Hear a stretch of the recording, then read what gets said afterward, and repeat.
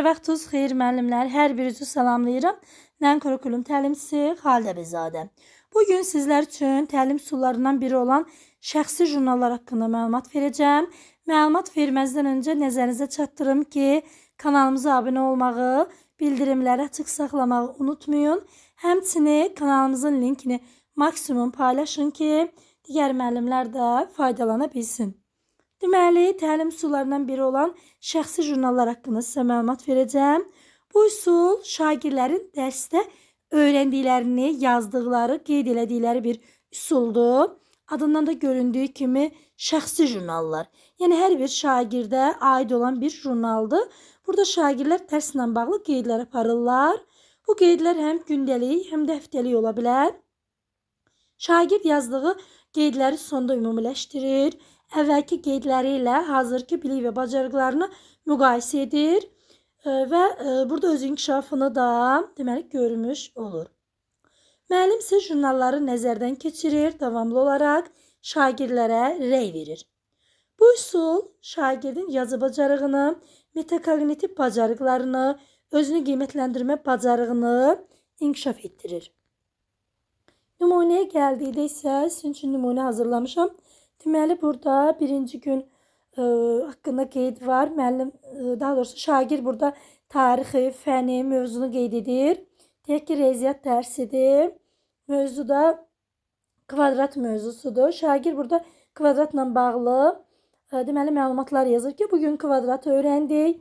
Kvadratın bütün tərəfləri bərabərdir. Bucaqları isə düzdür. Üzrə bir rəy bildirir ki, mən kvadratı başa düşdüm. Olduqca sadə idi. Sonra müəllim bunu nəzərdən keçirir. Müəllim də rəy bildirir. Müəllimin rəyi də müxtəlif ola bilər. Əgər şagirddən razı qalıbsa, qeyd eləyə bilər ki, həmişə bu şəkildə davam et, ümumi bir rəy bildirə bilər. Sonra digər bir gündə isə yenə şagird tarixi, fəni, mövzunu qeyd eləyir və mövzu ilə bağlı qeyd aparır ki, bugün düzbucaqlını öyrəndik. Düzbucaqlının qarşı tərəfləri bərabərdir. Bucaqları isə düzdür. Və özü rəy bildirə bilər mövzuya ki, mən düzbucaqlını başa düşdüm, amma tərəflərini biraz qarışdırıram.